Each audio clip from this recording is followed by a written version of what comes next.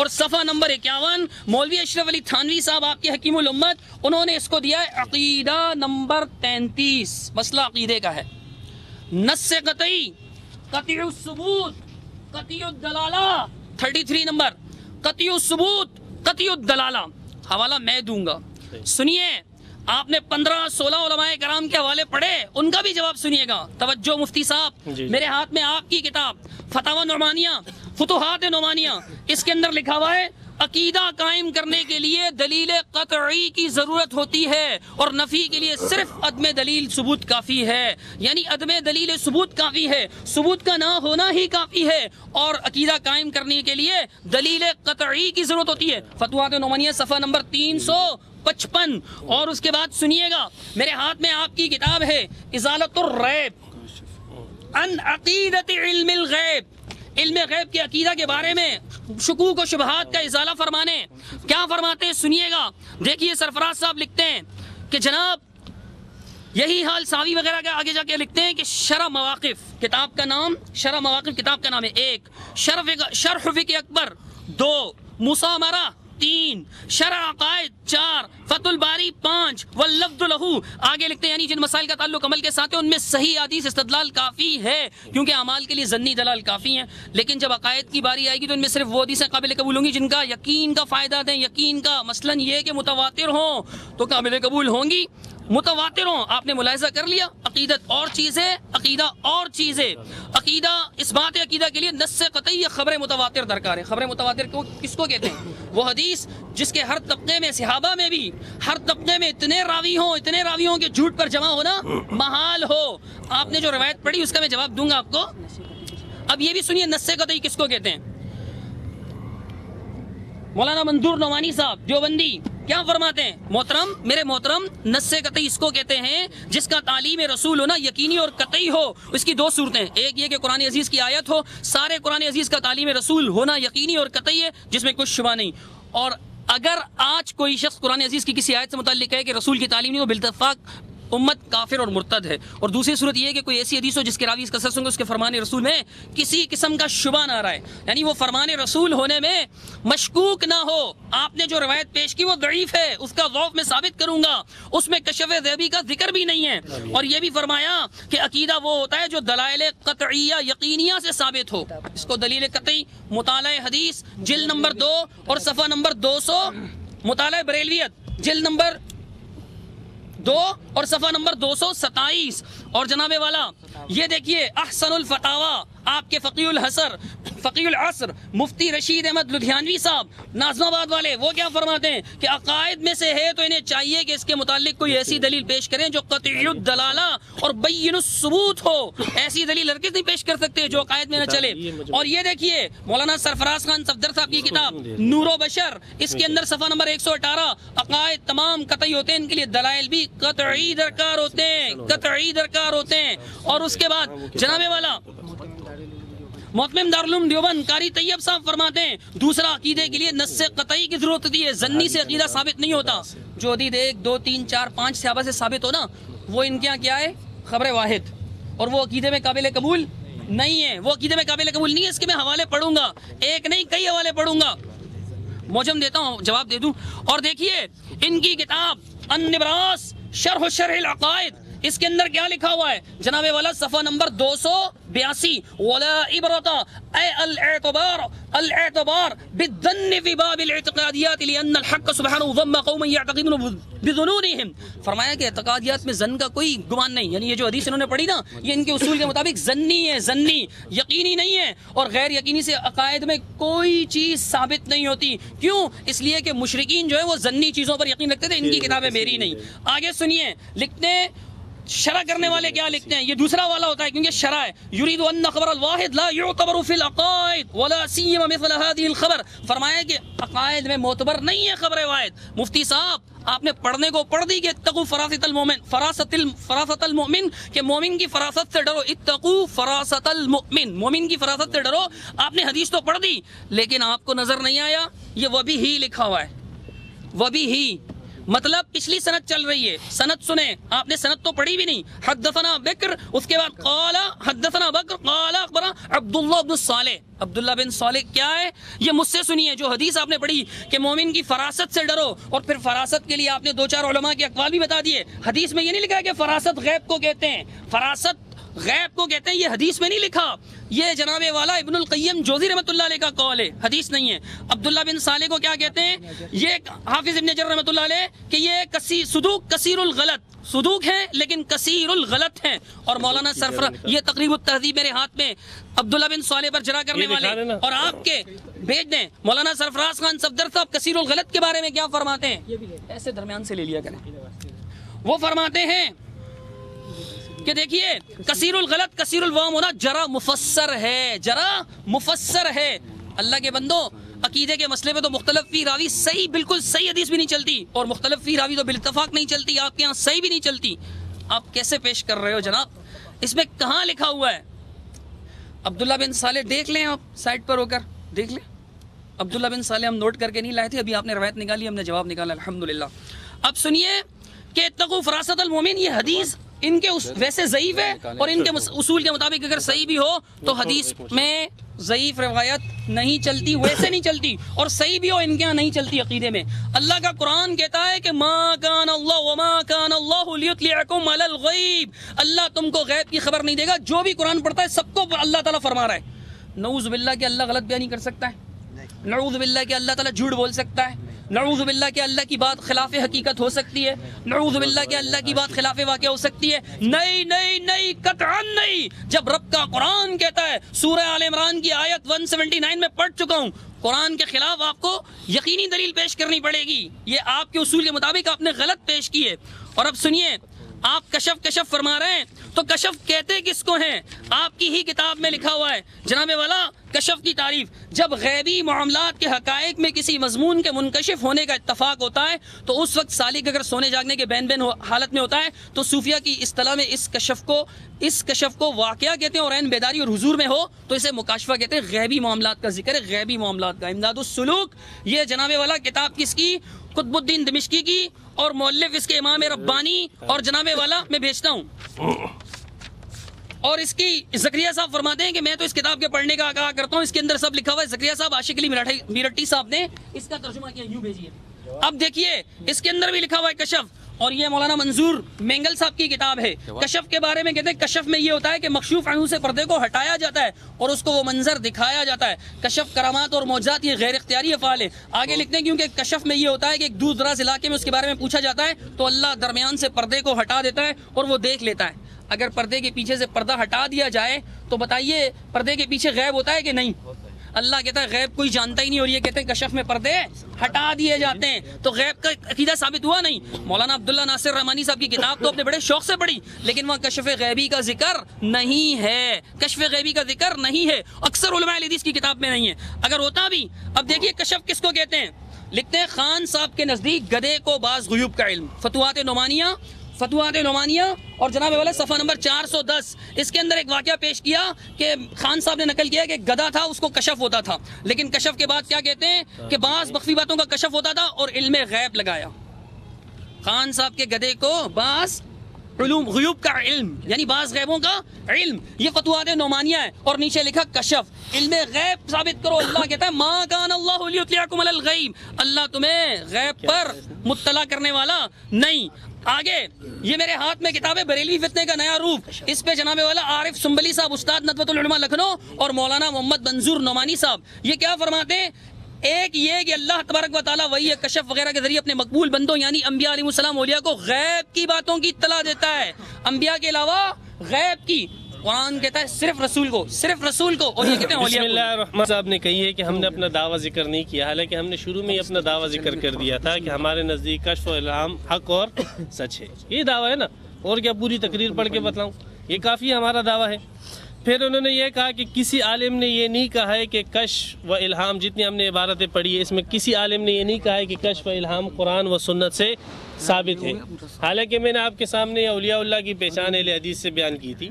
اس میں انہوں نے صراحتاً لکھا تھا جو کشف کا منکر ہے وہ قرآن و حدیث کا منکر ہے، وہ حدیث رسول کا منکر ہے. میں نے آپ حضرات کے سامنے اس کا حوالہ پیش کیا تھا۔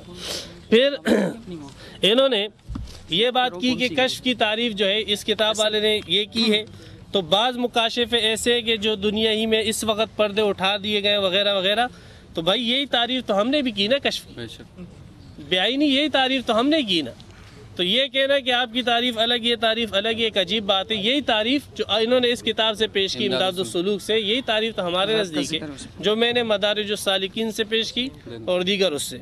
تو بہرحال میں نے تقریباً 20 علماء اہل حدیث کے حوالے بیان کیے تھے جو اس بات کے قائل تھے کہ کشف و الہام کے ذریعے اللہ تبارک و تعالی علم دیتے ہیں۔ ان 20 میں سے 21ویں کا اضافہ آپ کر لیں، یہ میرے ہاتھ میں جو ہے مدارج السالکین ابن قیم جوزی رحمۃ اللہ علیہ کی کتاب ہے۔ ابن قیم جوزی رحمۃ اللہ علیہ اپنی اس کتاب کے اندر فرماتے ہیں کہ کشف کیا ہے؟ فرماتے ہیں کہ کشف ایک ایسی چیز ہے، علوم المکاشفۃ الصحیحۃ علوم یحدثھا الرب سبحانہ و تعالی فی قلب العبد، اللہ تبارک و تعالی بندے کے دل کے اندر علوم پیدا فرما دیتا ہے، اور ویطلع بها علی امور تخفی علی غیرہ، اس کو ایسے امور کے اوپر مطلع کر دیتا ہے جو دیگر حضرات کے اوپر مخفی ہوتے ہیں۔ صحیح کہ نہیں؟ مدارج السالکین صفحہ نمبر 873، ہاں ابن قیم جوزی رحمۃ۔ تو یہ 21 علماء اہل حدیث۔ پھر التاج المکلل کے اندر بھی یہ حوالہ ہے، بس دیکھ لینا صفحہ نمبر 382 کے اندر، نواب صدیق حسن اہل حدیث۔ اسی طریقے سے تاریخ اہل حدیث بھی ہے، اس کے اندر بھی یہ دیکھ لینا، کشف کو یہ مانتا ہے۔ صفحہ نمبر میں آپ کو بتلاتا چلوں 286۔ تو یہ تقریباً 23 علماء اہل حدیث ہو گئے جو میں نے آپ حضرات کے سامنے بیان کی ہے، اور جس کے متعلق جناب صدیق صاحب یہ کہتے ہیں کہ یہ اہل حدیث کے علماء کافر ہیں۔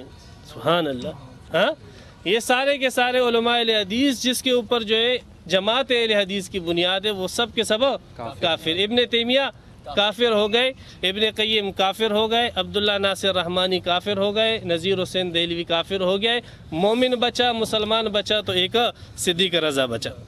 اچھا، پھر انہوں نے یہ کہا کہ بات چیت کے اندر کہ آپ نے جو حدیث بیان کی ہے یہ حدیث جو ہے ضعیف ہے، ہاں، اور انہوں نے یہ کہا کہ اس کے اندر عبداللہ بن صالح نام کا راوی ہے۔ دیکھیں اسی کتاب کے اندر، یہ جو میں نے کتاب پیش کی نا، اسی کتاب میں نیچے لکھا ہوا ہے قال الحافظ الحیثمی اسنادہ حسن، یہ تو حسن درجے کی روایت ہے خدا کے بندے۔ آپ کہتے ہو کہ وہ ہے، کتاب لائیے گا۔ علامہ حیثمی فرماتے اسنادہ حسن، اس کی اسناد حسن ہے، اور یہ کہتا ہے کہ ضعیف ہے۔ علامہ حیثمی کتنے بڑے محدث، ہم اس کی بات مانیں، آپ کی بات مانیں۔ اچھا، ایک دوسرے یہ علامہ شوکانی رحمۃ اللہ علیہ اہل حدیث کے عالم، یہ قطر الولی صفحہ نمبر 286 میں اسی حدیث کے متعلق فرماتے اتقوا فراست المؤمن وهو حدیث حسن، یہ حسن درجے کی کیا ہے؟ حدیث۔ سبحان اللہ، صحیح کہ نہیں؟ یہ دو جو ہے عالم ہو گئے۔ پھر انہوں نے نبراس کا حوالہ بھی پیش کیا، تو اس لیے میں بھی نبراس کا حوالہ چلو پیش کر دیتا ہوں۔ صاحب نبراس فرماتے، کہاں ہے؟ 104 میں بھی 108 میں بھی۔ اچھا، فرماتے والحق انہ صحیح، یہ نبراس جو انہوں نے پیش کی تھی نا صفحہ نمبر 108 کے اندر فرماتے اتقوا فراست المؤمن والی حدیث بالکل صحیح ہے۔ ٹھیک ہے، یہ 3 علماء ان ہو گئے۔ اچھا، پھر انہوں نے یہ کہا کہ یہ روایت جو ہے ایک صحابی سے مروی، ایک صحابی سے نہیں خدا کے بندے، یہ تو اور صحابہ کرام سے بھی مروی ہے۔ ہاں، میں نے ابو امامہ کے سند سے ذکر کی۔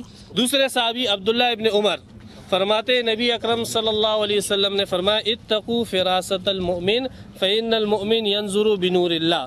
تیسرے صحابی حضرت ثوبان رضی اللہ تعالی عنہ فرماتے نبی اکرم صلی اللہ علیہ وسلم نے فرمایا احذروا فراست المؤمن فإنه ينظر بنور اللہ۔ اسی طریقے سے جی ابو سعید خدری رضی اللہ تعالی عنہ کی یہی حدیث، یہ چوتھے صحابی حضرت ابو سعید خدری رضی اللہ تعالی عنہ کی ترمذی شریف جلد ثانی کے اندر یہ حدیث موجود ہے۔ نکالو بھائی ترمذی ثانی۔ تو یہ 4 صحابہ میں نے ذکر کی، ابو امامہ، عبداللہ بن عمر، حضرت ثوبان اور ابو سعید خدری رضی اللہ تعالی عنہ ترمذی جلد ثانی، یہ 4 صحابہ یہ حدیث نقل کرتے ہیں اتقوا فراست المؤمن فإنه ينظر بنور اللہ۔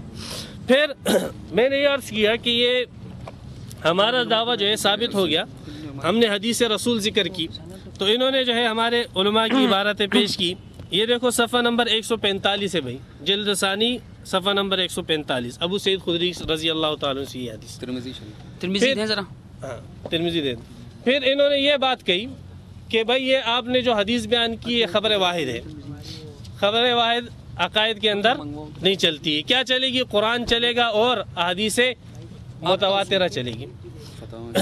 پہلی بات تو یہ ہے کہ آپ حضرات کے نزدیک اہل حدیث جماعت کے نزدیک عقیدہ خبر واحد سے بھی ثابت ہو جاتا ہے.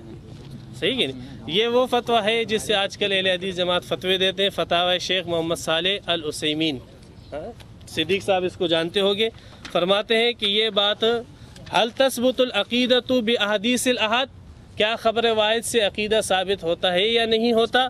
تو وہ فرماتے ہیں کہ جی ہاں بالکل خبر واحد کے ذریعے عقیدہ ثابت ہو جاتا ہے. یہ صفحہ نمبر 188-89 کے اندر انہوں نے یہ مسئلہ ذکر کیا ہے کہ خبر واحد مفید علم ہے، خبر واحد کے ذریعے سے عقیدہ ثابت ہو جاتا ہے. لہذا ان کا یہ کہنا کہ نہیں خبر واحد سے عقیدہ ثابت نہیں ہوتا، یہ بات غلط. پھر انہوں نے جو یہ کہا، انہوں نے آیت پڑھی ما کان اللہ لیطلعکم علی الغیب، قرآن آئے ہوئے 1400 سال ہو گئے، ٹھیک ہے نا. اب یہ اس آیت سے کسی ایک عالم نے، کسی اہل سنت والجماعت کے عالم نے یہ بات جو ہے مستنبط کی ہو، یہ بات نکالی ہو کہ استنباط کی کیا ضرورت ہے؟ کیا نام ہے کہ کشف الہام حق نہیں. یہ جناب صدیق صاحب کی اپنی کتاب ہے جو انہوں نے جماعت المسلمین کے رد میں لکھی. اس کی تقریض کے اندر یہ فرماتے ہیں کہ اگر قرآن یا حدیث کو اپنے فہم سے سمجھتے ہوئے ان کی منمانی تشریحات سلف صالحین سے ہٹ کر کی جائے گی تو وہ قادیانیت، پرویزیت یا غامدیت تو ہو سکتی ہے، دین ہرگز نہیں. صحیح کہ نہیں؟ آپ نے جو آیت پڑھی ہے اہل سنت والجماعت میں سے 100 نہیں مانگتا ہوں، 50 بھی نہیں مانگتا ہوں، کم از کم 5 میں نے تو لین لگا دی. 20-25 علماء اہل حدیث کے ذکر کر دیے. آپ سنی 5 علماء ذکر کر دو جنہوں نے اس آیت سے یہ مسئلہ استنباط کیا ہو کہ اللہ تبارک و تعالیٰ اولیاء کرام کو کشف الہام کے ذریعے علم، صرف 5 سنی علماء ہونے چاہیے. لیکن افسوس کی بات یہ ہے کہ یہ مسئلہ اس آیت سے معتزلہ نے مستنبط کیا ہے. کس جماعت نے؟ معتزلہ نے. یہ گمراہ فرقہ تھا، یہ ایک بدعتی فرقہ تھا جو کشف الہام کا منکر تھا، کرامات اولیاء کا منکر تھا. یہ ان کی تفسیر میرے ہاتھ میں، تفسیر کشاف، اس کو کہتے تفسیر کشاف. اس تفسیر کشاف کے اندر یہ علامہ زمخشری اس قسم کی جتنی آیتیں عالم الغیب فلا یظہر علی غیب احدا، ما کان اللہ لیطلعکم علی الغیب ولکن اللہ یجتبی من الرسل من یشاء، فرماتے ہیں ان حدیثوں سے ثابت ہوتا ہے وفی ھذا ابطال للکرامات، اس سے ان آیتوں سے ثابت ہوتا ہے کہ کرامت ورامتیں کچھ نہیں ہیں. یہ مسئلہ کون ثابت کر رہا ہے؟ اسے معتزلہ ثابت کر رہے ہیں. تفسیر کشاف سورہ جن کے اندر آپ دیکھ سکتے ہو. اہل سنت والجماعت نے کیا کیا ہے؟ اہل سنت والجماعت نے ہمیشہ معتزلاؤں کی تردید کی ہے. وہ میں نے کتاب یہاں رکھی تھی، کہاں گئی؟ شرح مقاصد. یہ شرح مقاصد یہ آپ کے سامنے ہے، شرح مقاصد جلد 3. انہوں نے اولیاء کرام کی کرامت اور کشف حق ہے، اور جو معتزلاؤں کے استدلال ہے اسی آیت کو ذکر کیا ہے کہ معتزلہ استدلال میں یہ آیت پڑھتے ہیں عالم الغیب فلا یظہر علی غیب احدا ما کان اللہ لیطلعکم علی الغیب ولکن اللہ یجتبی من الرسل من یشاء. یہ قول معتزلاؤں کا ہے. علامہ تفتازانی رحمۃ اللہ علیہ ان کی تردید میں تقریباً 6 یا 7 جوابات دیتے ہیں. کتنے؟ 6 یا 7. اہل سنت والجماعت تو اس آیت سے معتزلہ جو استدلال کرتے ہیں اس کا جواب دیتے ہیں. اور آج افسوس کی بات، وہی جو لوگ اپنے آپ کو اہل حدیث کہتے ہیں وہ معتزلاؤں کے ترجمان بن کر اپنے متقدمین علماء سب کو کافر کہہ رہے ہیں، سب کو مرتد کہہ رہے ہیں، بے دین کہہ رہے ہیں، دائرہ اسلام سے خارج کہہ رہے ہیں، اور معتزلاؤں کی تفسیروں کو لے کر اہل سنت والجماعت کے مقابلے میں آتے ہیں. الصلاۃ والسلام علی من لا نبی بعد. بھائی اب غور فرمائیے گا، اسٹارٹ انہوں نے یہاں سے لی تھی، ابتدا انہوں نے یہاں سے کی تھی اس دوسرے تقریر کی اپنی، کہ صدیق رضا فرماتے ہیں علماء اہل حدیث کافر ہیں، اور پھر عبداللہ ناصر کا نام بھی لیا کہ عبداللہ ناصر یہ جو عقیدہ لکھتا ہے. حالانکہ میں نے اس محفل میں ابھی تک یہ نہیں کہا کہ علماء اہل حدیث کافر ہیں. میرا دعویٰ غور سے پڑھیے گا، میں نے مشروط رکھی ہے بات کہ کشف غیبی اور توبہ نہ ہو ثابت، اور عبداللہ ناصر کی کتاب میں خاص طور پر میں نے پچھلی تقریر میں بولا بھی کہ کشف لفظی کا، کشف غیبی کا لفظ نہیں ہے کہ غیب کا کشف ہوتا تھا، یہ الفاظ ہی نہیں ہے۔ دوسری بات یہ ہے کہ معجم الاوسط کا انہوں نے حوالہ پیش کیا تو فرماتے ہیں کہ دیکھو جی یہاں پر لکھا ہوا ہے کہ ہیثمی نے کہا، یہاں پر لکھا ہوا ہے، کتاب میں خود لکھا ہوا ہے۔ حضرت مفتی صاحب میری کئی بار آپ سے گفتگو ہوئی ہے، میں نے آپ کو سمجھایا، آپ ایک استاد حدیث ہیں ایک مدرسے میں، جامعہ دارالخیر میں، اپنے مقام کو سمجھا کیجئے۔ یہ کتاب معجم الاوسط نہیں ہے، یہ معجم الاوسط نہیں ہے، میں نے کہا حاشیے والے نے معجم الاوسط کے حوالے سے خاموش نقل رہیے کیا۔ گا۔ اب آپ کو یہ محشی کا یہ قول تو نظر آ گیا، لیکن یہ نظر نہیں آیا کہ اسنادہ ضعیف فیہ عبداللہ بن صالح کاتب اللیث اسی حدیث کے متعلق کہہ رہے ہیں، اس حدیث کے متعلق کہہ رہے ہیں، یہی اس سند ہے۔ حدیث کے متعلق کا ہے۔ ایک منٹ دیکھیے، درمیان میں بول رہے ہیں آپ درمیان میں نہیں بولیں گے، چلو آپ ٹھیک ہے، خاموشی سے میری تقریر سنیں۔ چلے صحیح۔ میں نے کہا پہلے کہ وہ بھی ہی لکھا ہوا ہے، وہ بھی ہی لکھا ہوا ہے، وہ بھی ہی لکھا ہوا ہے۔ میں نے کہا وہ بھی ہی کا مطلب ہوتا ہے اسی سند سے یہ چل رہی ہے، سند پچھلی ہی چل رہی ہے، وگرنہ آپ ایک کام کیجئے کہ امام طبرانی رحمۃ اللہ علیہ کا اور معاویہ بن صالح کا آپس میں اتصال ثابت کیجئے کہ یہ دونوں آپس میں ملاقات ہوئی تھی ان کی۔ اللہ کے بندو سند کو سمجھو، عبداللہ بن صالح ہے اور تقریب میں اس کو لکھا ہوا ہے کہ جناب والا یہ کثیر الغلط تھا۔ سرفراز صاحب خان صفدر صاحب کی کتاب احسن الکلام نے ثابت کیا کہ جرا مفسر ہے، ضعیف روایت تو ہمارے ہاں بھی حجت نہیں ہوتی، ضعیف روایت تو ہمارے ہاں بھی حجت نہیں ہوتی۔ دوسری بات میں نے کہا تھا کہ آج انہوں نے اپنے اصول کو چھوڑ دیا، شرائط کے پرچے پہ لکھا کہ ہم اس دعوے کو اہل سنت والجماعت کے اصول پہ ثابت کریں گے۔ ان کے نزدیک اہل سنت والجماعت خود دیوبندی ہیں یا کوئی اور ہیں؟ احناف ہیں، دیوبند ہیں، آپ کی اپنی کتابوں کے حوالے۔ اچھا بولیے، کہتے ہیں ان کے نزدیک خبر واحد حجت ہے۔ الحمدللہ، اگر صحیح ہو، یہ تو ضعیف ہے عبداللہ بن صالح، اگر صحیح ہو تو ہاں ہمارے نزدیک حجت ہے، میرا عقیدہ حق ہے۔ مفتی صاحب بتائیے آپ کا عقیدہ بھی حق ہے یا باطل؟ میں اپنے عقیدے کے مطابق صحیح حدیث کو تسلیم کروں گا، اگرچہ آج مجھے آپ کے سامنے شرمندگی اختیار کرنی پڑ جائے، لیکن بولیے آپ کے علماء نے جو بار بار لکھا، 9 حوالے میرے پاس اس وقت موجود ہیں کہ عقیدہ میں کیسی دلیل چلے گی، قطعی قطعی قطعی۔ ان کے اندر جناب والا نبراس میں پڑھ چکا، فتوحات نعمانیہ پڑھ چکا، تحفۃ المناظر میں بھی ہے یہ بات، اسی طرح نور و بشر میں بھی ہے، اتمام البرہان، گلدستہ توحید، احسن الفتاوی، علم غیب، اتنی کتابیں، اور مطالعہ بریلیت، یہ 10 کتابیں میں نے پڑھی، آپ کے سامنے عبارتیں پڑھی پچھلی تقریر میں۔ ان کے اندر لکھا ہے کہ کیسی دلیل چلے گی، قطعی، یا قرآن کی آیت ہو یا خبر متواتر ہو۔ بولیے آپ کا یہ اصول باطل ہے؟ اگر اصول باطل ہے تو پھر آپ کا ضعیف روایت پیش کرنا حق ہے، اگر اصول حق ہے تو یہ خبر واحد پیش کرنا کیا ہے؟ باطل ہے۔ دونوں صورتوں میں ایک چیز باطل، آپ یا آپ کا اصول باطل یا آپ کی دلیل باطل، روایت ضعیف ہے۔ سرکار علامہ صالح ابن عثیمین رحمۃ اللہ علیہ کی آپ نے جو قول پیش کیا، انہوں نے کہا مفید دلیل یقین ہے، ہمارا یہی عقیدہ ہے الحمدللہ، لیکن انہوں نے یہ تو نہیں کہا نا کہ ضعیف روایت بھی، ضعیف کا انہوں نے نہیں کہا۔ اب یہ کہتے ہیں کہ دیکھیں عقیدہ کس سے لیں گے، یہ بات کہ جن مسائل کا تعلق میں پہلے پڑھ چکا ہوں کہ ملاحظہ کیا فریق مخالف کی طرف سے ایک بھی نص قطعی خبر متواتر پیش کی گئی، کہتے ہیں ایک صحابی سے نہیں، 3-4 سے۔ حضرت خبر متواتر کی تعریف کیجئے گا، میں اکثر کہا کرتا ہوں، آپ مفتی صاحب ہیں، استاد حدیث ہیں، آپ کو یہ تو معلوم ہوگا نا متواتر کس کو کہتے ہیں۔ 3-4 اگر تیابہ ہو بھی جائیں، ابن عمر کی روایت آپ نے کہاں سے پیش کی ہے؟ ابو سعید کی پیش کی، اس کا بھی میں حال آپ کو بتاتا ہوں، پیش کی جناب والا کہاں سے؟ عطیہ العوفی۔ امام ترمذی رحمۃ اللہ علیہ کہتے ہیں ھذا حدیث غریب لا نعرف الا من ھذا الوجه، غریب کہتے ہیں مفرد کو، اکیلی ہو، خبر واحد کو، متواتر کو نہیں کہتے۔ مولانا صاحب، مفتی صاحب، حضرت صاحب، استاد الحدیث صاحب سنیے، فرماتے ہیں کہ غریب، یہ حدیث غریب ہے، لا نعرف الا من هذا الوجه وقد روى عن بعض اهل العلم في تفسير هذه الايه۔ اور اس کے بعد جناب والا اس کی سند میں کیا ہے؟ اس کی سند میں آپ دیکھیں کہ اس کی سند کے اندر عطیہ موجود ہے، اور عطیہ اوفی کے بارے میں تقریب التہذیب میں کیا لکھا ہوا ہے؟ لکھا ہوا ہے کہ صدوق یخطی کثیرا وکان شیعیا مدلسا من الثالثہ، کہ یہ جناب والا خطا کثیر کرتا تھا، اور کثیر الخطا کیا ہے؟ کثیر الوہم، کثیر الخطا کیا ہے؟ جرا مفسر ہے۔ یہ روایت تو ضعیف ہے۔ معتزلہ کے پاس ہم گئے اور شیعہ کے پاس آپ، بقول آپ کے، ہم معتزلہ کے پاس نہیں گئے۔ بتاؤ یہ قرآن کس پر نازل ہوا ہے؟ بتاؤ یہ قرآن کس پر نازل ہوا؟ محمد صلی اللہ علیہ وسلم سے۔ ارے یہ حق ہے یا نہیں؟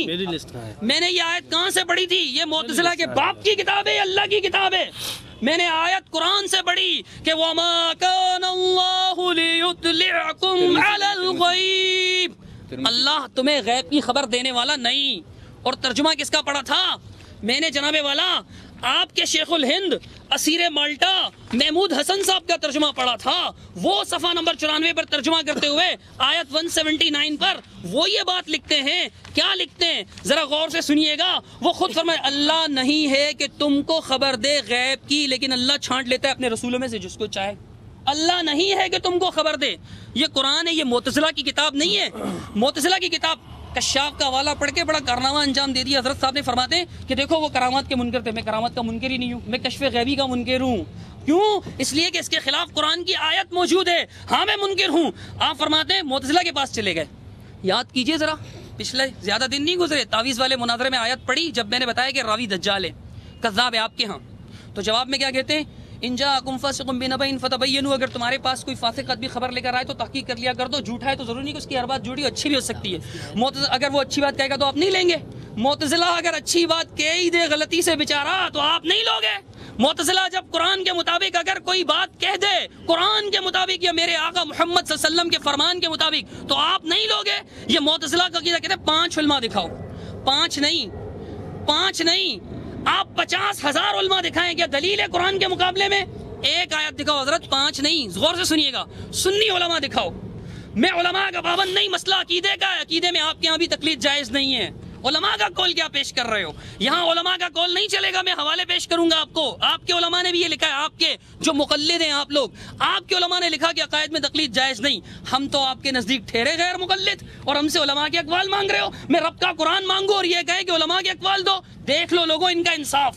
یہ قرآن پر ایمان ہے. قرآن کے مقابلے میں کہتے ہیں 5 علماء کے دکھاؤ. 5 صرف 5 کے دکھاؤ. ارے میں ایک کا بھی نہ دکھاؤں. ساری دنیا کے علماء پر میرے رب کا قرآن بھاری ہے. بولو ہے یا نہیں؟ مسئلہ ایمان کا ہے، ایمان کا. میرے رب کا قرآن ساری دنیا کے علماء پر بھاری، تمام کے تمام علماء پر بھاری. میرا رب کا قرآن کہتا ہے ما وما كان الله ليطلعكم على الغيب، اللہ تمہیں غیب پر اطلاع دینے والا نہیں. بولو تم مسلمان جب قرآن پڑھتے ہو اللہ تم کو کہتا ہے کہ اللہ تمہیں غیب پر اطلاع دینے والا نہیں، تم رب کی بات مانو گے یا علماء اہل سنت کی بات مانو گے؟ رب کی. علماء اہل سنت کا یہ اصول ہے کہ عقیدے میں تقلید نہیں. علماء اہل سنت کا یہ عقیدہ ہے اور یہ اصول ہے کہ قرآن و سنت کے مقابلے میں کسی کی بھی بات نہیں. یہ علماء اہل سنت کا عقیدہ ہے. آگے فرماتے ہیں جناب والا، کسی عالم نے یہ اس آیت سے یہ مسئلہ مستنبط کیا. عقیدے میں استنباط ہوتا ہے. اب یہ بھی میں سمجھاؤں ان کو، استاد حدیث ہیں حضرت، آپ کچھ تو اپنے مقام کا خیال کیجئے. عقیدہ استنباطی نہیں ہوتا. استنباط قیاس کو کہتے ہیں. الذین یستنبطونہ منہ آیت پڑھتے ہیں خود اور ثابت کرتے ہیں کہ یہ قیاس ہے. استنباط قیاسی مسئلہ ہوتا ہے، قیاس. اور عقیدے میں قیاس نہیں چلتا. کئی حوالے میں آپ کے سامنے پڑھوں گا. سنیے، کہتے ہیں میں نے 20 علماء کے حوالے پڑھے، ان میں سے اکثر نے کشف غیبی کہا ہی نہیں ہے. اکثر نے کشف غیبی کہا ہی نہیں ہے. اور جب وہ دلیل کی کوئی قسم ہی نہیں ہے تو میں جواب دینے کا پابند بھی نہیں ہوں. آیت پڑھو، میں اس کی حقیقت واضح نہ کروں تو میں بتاؤں گا. حدیث آپ پڑھ رہے ہیں تو میں بول رہا ہوں نا کہ ضعیف ہے. عبداللہ بن صالح آپ کو بتایا نا، عطیہ عوفی بتایا نا. آپ کے ماسٹر امین اکاڑوی نے لکھا ہے کہ سند کے حال کو چھپانا کتمان یہود ہے، سبیل یہود ہے. یہودیوں کا طریقہ، یہودیوں کا. حضرت استاذ الحدیث ہو کر سند کے عیب کو چھپاتے ہیں، ایسا مت کیجئے. سنیے آپ کے سرفراز خان صفدر اتمام البرہان میں کیا فرماتے ہیں. میں نے قرآن کی ایک آیت پڑھی، دوسری بھی پڑھوں گا، پھر حدیث بھی پڑھوں گا. کہتے ہیں مثلا انہوں نے اگر 10 بزرگوں کے نام لے کر ان کی عبارت اس مضمون پر نقل کر دی کہ آپ کا سایہ نہ تھا، یعنی پیارے آقا صلی اللہ علیہ وسلم کا سایہ نہ تھا، 10 بزرگوں کی عبارت نقل کر دی، جیسے کہ بعض لوگ بریلوی کہتے ہیں کہ جی سایہ نہ تھا 10 بزرگوں کی، تو کہتے ہیں یہ بالکل بے سود ہے. مطلب کوئی نفع نہیں، کوئی فائدہ نہیں. کیوں؟ اگر انہوں نے 10 بزرگوں، ہم کہتے ہیں اگر وہ بجائے 10 کے 10,000، پہلی گنتی کہاں بڑی؟ 10 سے ایک دم سینکڑوں پہ نہیں گئے، 1000 پر 10,000 بزرگوں کی عبارات بھی پیش کریں. 20 نہیں، 20,000. میری طرف سے سنیے، آگے لکھیے، آگے لکھتے پیش کرتے، اس سے کچھ نہیں بنتا.